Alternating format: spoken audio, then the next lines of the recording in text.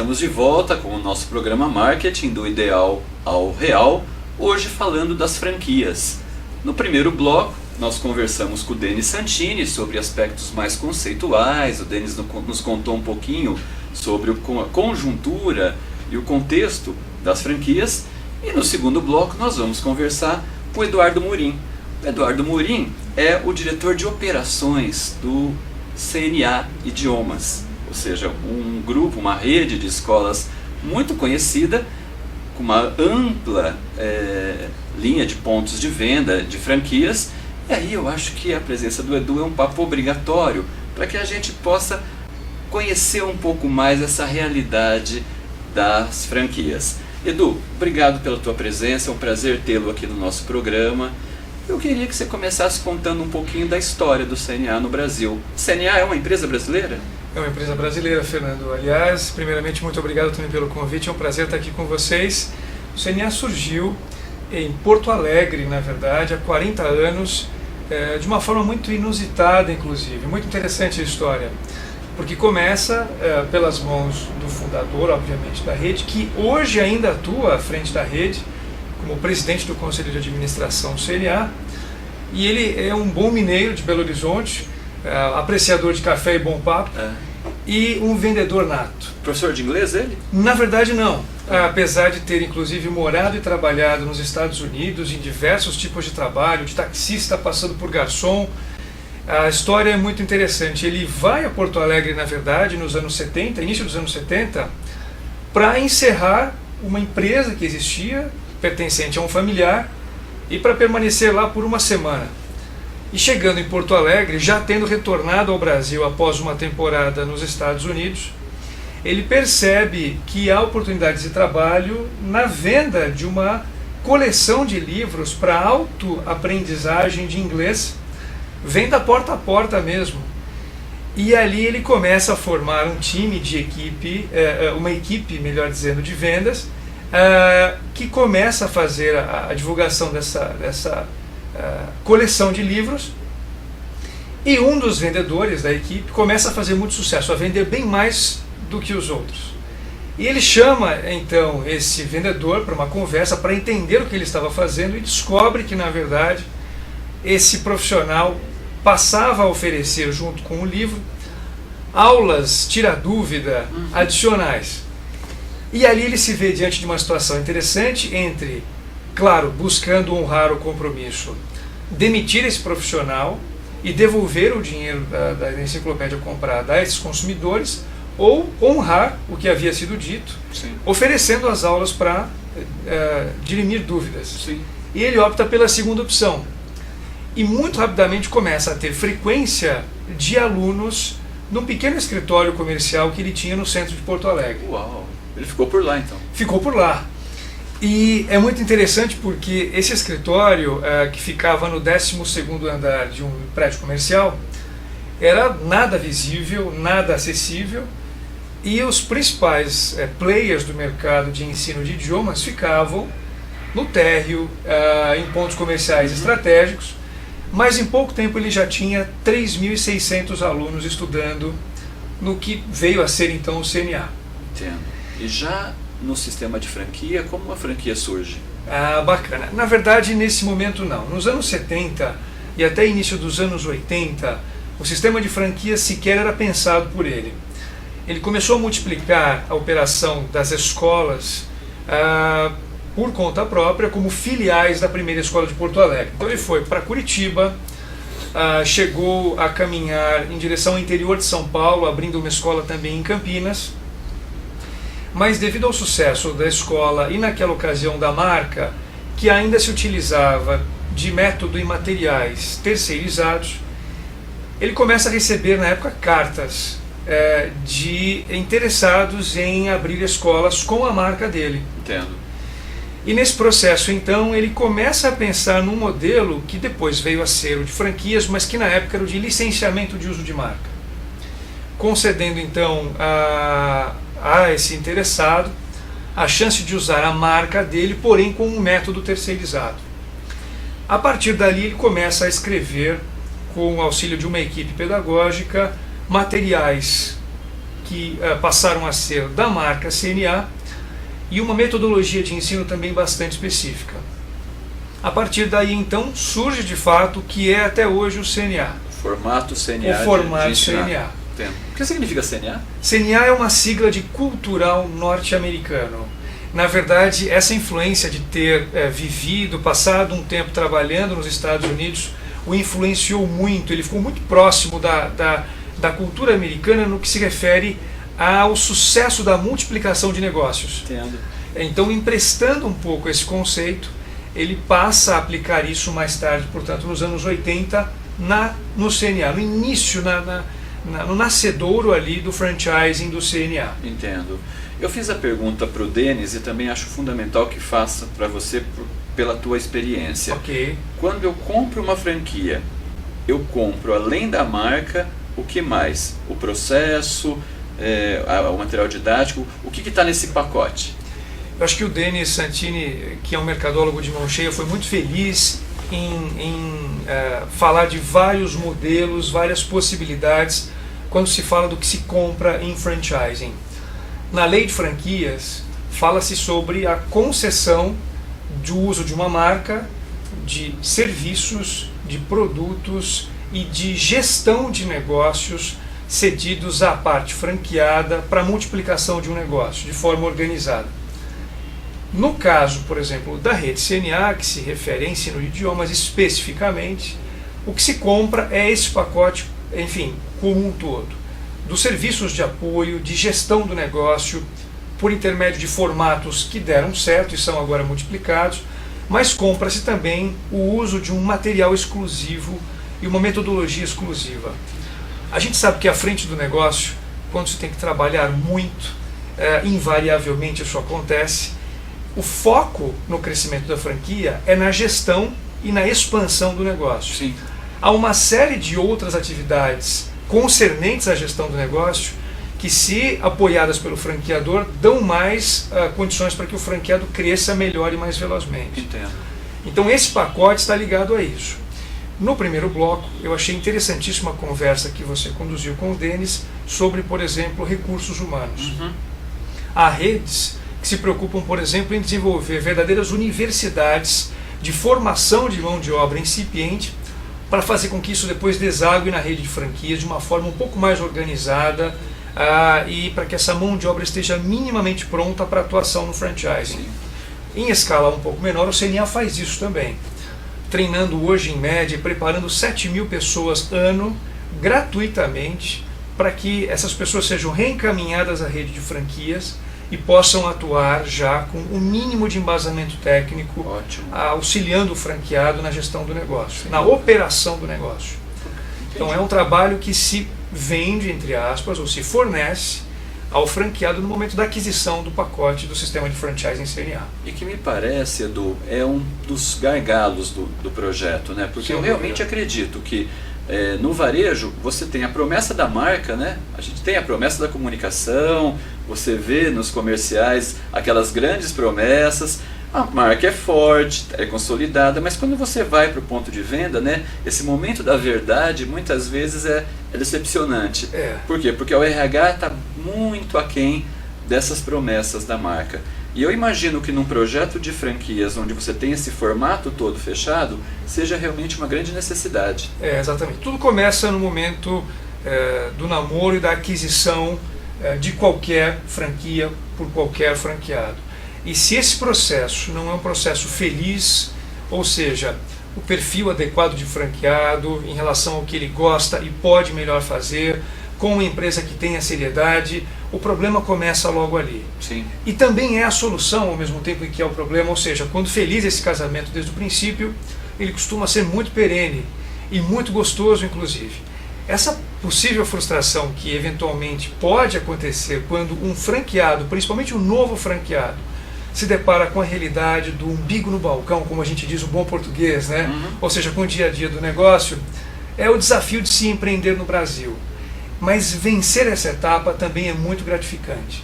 Um dos desafios, como você levantou bem, é a questão do recurso humano, sem dúvida alguma. Principalmente porque no franchising, de modo geral, nós acolhemos a mão de obra primeira no país, ou seja, a mão de obra mais básica e mais jovem, de modo geral, do país. Então nos cabe, e ao franqueado consequentemente, formar e manter esse profissional, e esse é um desafio muito grande. Obviamente que a gente passa por uma série de outras questões ligadas, por exemplo, a uma fase muito inicial, que é hoje a obtenção de um bom ponto comercial. Sim. Esse por si só, já um desafio enorme. Hoje o que nós temos, por exemplo, no negócio do CNA, é um apoio muito grande ao franqueado, porque somos parceiros da maior rede de imobiliárias do mundo, que conta hoje com milhares de corretores que fazem a prospecção de imóveis gratuitamente para o franqueado CNA. Então é uma forma da gente minimizar esses desafios que podem em algum momento frustrar o franqueado, para que ele pense realmente em crescimento, em gerir o negócio de forma estratégica. E qual que é o perfil desse franqueado hoje que busca a CNA? Eu percebo que existe um quadro típico, Edu, do executivo, do empresário, do executivo de carreira, que fez uma carreira brilhante numa empresa e que em determinado momento, ou porque se aposentou, ou porque foi terceirizado, enfim, ele busca o negócio próprio. E não é porque ele foi um grande executivo, eu costumo dizer que ele se acostumou com os carpetes peludos das multinacionais. É verdade. Que ele vai pular esse muro e ser um bom empreendedor. Eu entendo que existem aí dois perfis muito distintos, né? Um de sucesso nas empresas e um de sucesso na própria empresa. Como é que você vê essa questão e que perfil ideal você vê hoje como franqueado para o CNA? Eu acho que você está bastante certo a esse respeito, e o ideal é que esses perfis sejam complementares, né? A visão de quem é ou foi executivo aliada de quem é ou será empreendedor. Mas geralmente isso não acontece. Os perfis são muito variados. Hoje há, por exemplo, na rede CNA... Aliás, são quantos pontos de venda? Hoje são 501 franquias operando e 200 em processo de abertura para 2013. E nesse universo todo de franquias, isso em todo o Brasil, nós temos todos os perfis possíveis, de ex-médicos e engenheiros, passando por ex-executivos, até quem já vinha empreendendo num voo solo e quis buscar uma bandeira forte a qual se aliar para obter justamente esse pacote de benefícios e de suporte. Eu acho que o Denis falou de algo muito interessante no primeiro bloco também, que é um pouco da vocação e do gosto desse empreendedor ou futuro empreendedor pelo que ele vai fazer. O negócio ligado ao ensino de idiomas é fundamentalmente um negócio de pessoas. Serviço puro. Serviço puro. E pessoas 24 horas. Na leitura de e-mails de pais de alunos satisfeitos ou às vezes insatisfeitos, chegando madrugada dentro, na gestão de equipes de professores, de equipes de vendas, dos alunos em si. Então é algo que precisa chamar a atenção de quem busca um negócio. Sem dúvida. E o resultado, me desculpe te interromper, mas o resultado não é tão imediato, né? Exato. É diferente de uma franquia de salão de cabeleireiro, no qual você entra, corta o cabelo, vai embora e vê se o resultado foi bom ou não, ou se vai voltar ou não. Quando eu entro num curso de inglês, né, você me vende uma promessa, né, uma sedução inicial que vai se realizar aí ao longo de um tempo, né? Aliás, é o sonho do varejo, né, que luta e torce para que o consumidor que um dia pisou numa loja ou visitou um website retorne àquele ponto de venda, em qualquer canal possível e imaginável. Nós temos esse privilégio. Nós temos o consumidor que compra e recompra e retorna ao nosso espaço pelo menos uma vez por semana. Mas administrar essa revenda, esse pós-venda, é um processo muito desafiador. Então é aí que nós temos um cuidado muito grande com a escolha do empresário, do empreendedor, que será nosso franqueado também, porque deve haver essa afinidade com pessoas minimamente. Entendo. Todas as unidades CNA são franquias? Exceto no caso de quatro escolas hoje, na verdade. Nós temos duas em São Paulo, uma no bairro da Liberdade, uma na Vila Mariana e uma em Belo Horizonte e outra em Ipanema, no Rio de Janeiro, que são escolas próprias, que nós chamamos de escola modelo. Essas são escolas nas quais nós aplicamos uma série de conceitos que depois são multiplicados para a rede de franquias, mas o inverso também acontece e é bem-vindo, ou seja, um experimento, no melhor sentido do termo experimento, feito por um franqueado, monitorado pelo franqueador, pode retornar ao franqueador e ser multiplicado para a rede, vindo dessa etapa do canal, ou seja, da ponta para o franqueador. Entendo. essa direção, essa via de mão dupla é muito bem-vinda e muito bem aceita e até incentivada na rede CNA. Nós também aprendemos com o franqueado, porque em última instância é ele que está ali na ponta lidando com o consumidor final e ele percebe hoje as mudanças rápidas que estão acontecendo no perfil de consumo e nas atitudes do consumidor. Nós lidamos hoje com o que nós chamamos dos millennials, né? A geração 3.0 de consumidores, ou seja, um consumidor que atua em pesquisa e que atua no levantamento das informações do que e de quem ele quer consumir, lógico, muito antes de pisar num ponto de venda. É verdade. Então, quando nós recebemos esse consumidor, o que nós precisamos hoje é buscar atingir aquela expectativa que foi criada já num canal, por exemplo, em rede social, sim, num website ou blog, lógico, e ali corresponder à expectativa dele. O momento da verdade. Muito grande, o momento da verdade. Sem dúvida. E um grande desafio, Edu, não sei como é que você contextualiza isso no teu negócio, é que o consumidor hoje está acostumado com farto conteúdo grátis. Eu vejo que o consumidor hoje se desacostumou a pagar por conteúdo, porque você abre um Google e está tudo ali. Como é que uma escola de inglês se adapta para um consumidor como esse, que é um consumidor virtual, um consumidor ansioso, um consumidor multi-informação, em detrimento de uma escola de inglês que tem aulas segundas, quartas e sextas, das 7 às 9? Como é que é isso? Isso está mudando também? Essa pergunta é excelente, é bastante desafiadora, aliás. Educação é uma atividade essencialmente humana e interhumana. Por mais que se tenha acesso hoje a conteúdos, isso é importante, aliás, isso é interessantíssimo, é um pouco já da democratização da educação que a gente quer que aconteça também. Mas sendo essa atividade uma atividade essencialmente humana, a presença de um educador, de um facilitador e o contato que gera afinidade, que gera transmissão e compartilhamento de conhecimento ainda são fundamentais. Os teóricos da educação ainda são os mesmos.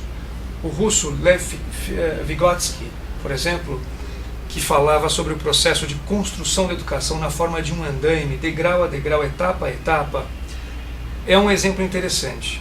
Até hoje, as escolas regulares no Brasil são regulares e são físicas, porque essa é a essência da educação humana.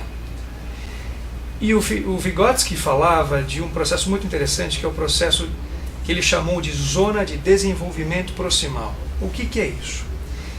É literalmente a troca do ser humano que conhece um pouquinho mais, que está um pouquinho adiante, além de um outro que com ele ali está e que está um pouquinho aquém desse conhecimento, e que ali na efervescência dessa troca, desse compartilhamento, é o local em que se constrói o conhecimento. E é como mais ou menos se edificar ali um andaime ou a colocação de bloco sobre bloco para que isso aconteça.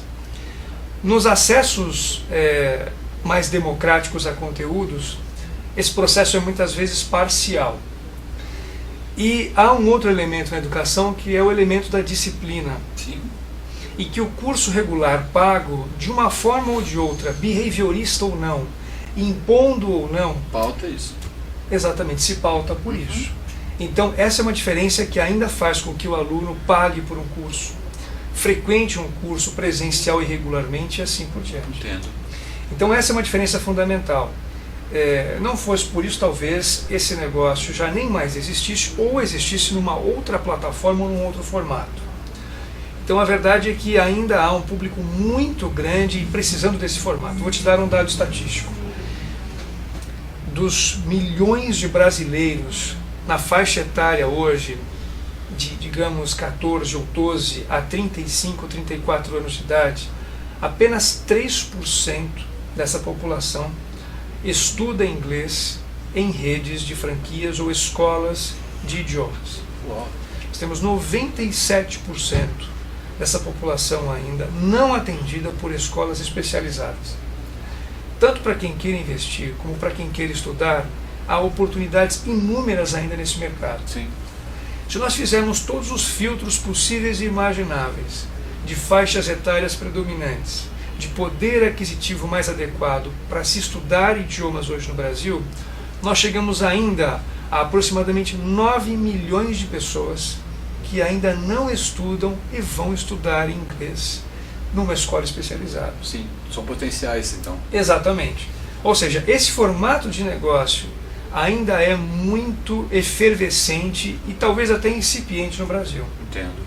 E aliás existe nesse formato só no Brasil. Em qualquer outro país, tanto na Europa, quanto na América do Norte, quanto na Ásia, quanto enfim na América Latina, o formato parecido com o que nós temos aqui foi emprestado do Brasil. Ou simplesmente não existe. Então esse é um formato muito bem sucedido no Brasil. Qual formato é esse? Esse formato de escolas específicas para ensino de inglês. Externo ou, digamos, desvinculado da educação regular. Entendo. Então é algo que ainda vai crescer muito e já foi percebido como oportunidade de negócio em outros países e é hoje emprestado por esses demais países. Bacana. O que significa um potencial enorme. Enorme, né? Enorme. Haja vista que agora só se fala disso em função de Copa e de alguma maneira todo mundo vai ter que falar inglês até 2014. É verdade, né? é verdade. Existe um estímulo muito grande agora, gerado pelos eventos internacionais, Copa, Olimpíadas, mas essa necessidade vai além, além dos eventos, porque o Brasil é, de fato, um país que deve se tornar a 5ª economia mundial nos próximos anos, é um campo fértil para investimentos estrangeiros, haja vista as publicações que têm acontecido hoje na imprensa, de modo geral, sobre fundos de investimento, private equities, investindo no Brasil hoje. Entendo. Não só nas startups, mas também hoje em empresas em vários setores e segmentos. Então é um campo fértil e aí obviamente a ferramenta de comunicação, no caso a língua estrangeira, é fundamental. Bacana. Edu, eu queria saber se o CNA faz algum movimento de busca de praças, de regiões, de segmentos para abrir novas unidades e como que isso é feito. Perfeito. Esse é um processo muito interessante hoje e profissional na rede CNA. Deixou de ser há muito tempo um movimento intuitivo e hoje é um movimento embasado em softwares de georreferenciamento. Geomarketing. É feito um estudo hoje em âmbito nacional de cidades que têm minimamente 48, 50 mil habitantes. No mínimo já dá para ter uma escola? Sem dúvida alguma. E a nossa participação de mercado hoje permite que numa cidade com 50 mil habitantes uma franquia não só seja viável, como bastante até lucrativa. Entendo. Vocês já estão em todos os estados? Nós estamos hoje em praticamente todos os estados brasileiros, exceto hoje o estado de Roraima. Mas estamos caminhando para isso já, para a colocação de uma franquia também nesse estado. Mas esse estudo permite que a gente faça uma simulação do que será a operação com o potencial que o mercado ali oferece, para que no momento em que nós ou prospectarmos ou recebermos um contato de um futuro franqueado, já tenhamos essa inteligência mercadológica, essa inteligência, como você falou bem, de geomarketing, para facilitar o processo de implantação da franquia e o sucesso dessa franquia também. Entendo. Isso passa tanto por capitais quanto por interior? Sem dúvida alguma. Entendo.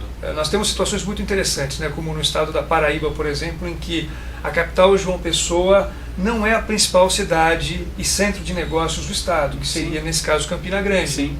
Um polo intelectual, um polo industrial e do ponto de vista mercadológico interessantíssimo, e que por vezes engana por não se tratar da capital do estado. Então nós estamos hoje com essa capacidade de olhar para cidades que até então não eram vistas, demonstrando o potencial que essas cidades têm. Nós temos hoje mais de 300, se não me falha a memória, cidades mapeadas com potencial para novos franqueados, ainda como territórios livres no Brasil. Muito bom, ou seja, muita possibilidade aí para o potencial empresário. Sem dúvida alguma. Tá bom. E se alguém quiser conhecer um pouco mais sobre CNA, sobre o sistema de franquia de vocês, como é que a gente faz para conversar com vocês? Pelo site www.cna.com.br ou telefone em São Paulo 011, nem se fala mais 011, Agora entreguei a idade de fato, 3053 3811. Tá bom. Edu, muito obrigado pela sua atenção e obrigado aí por compartilhar o teu conhecimento com a gente. E vai você que está com a gente aqui toda semana, o nosso tempo acabou, a gente agradece a tua atenção. Se tiverem dúvidas, por favor, pessoal, mandem para o e-mail marketingdoideal@clicktv.com.br ou então na nossa página no Facebook, Marketing do Ideal ao Real, ou no Twitter do Ideal ao Real. A gente agradece a atenção de você, obrigado pela tua participação Eu que agradeço. e até a semana que vem, quarta-feira, ao meio-dia, aqui na Clique TV. Obrigado.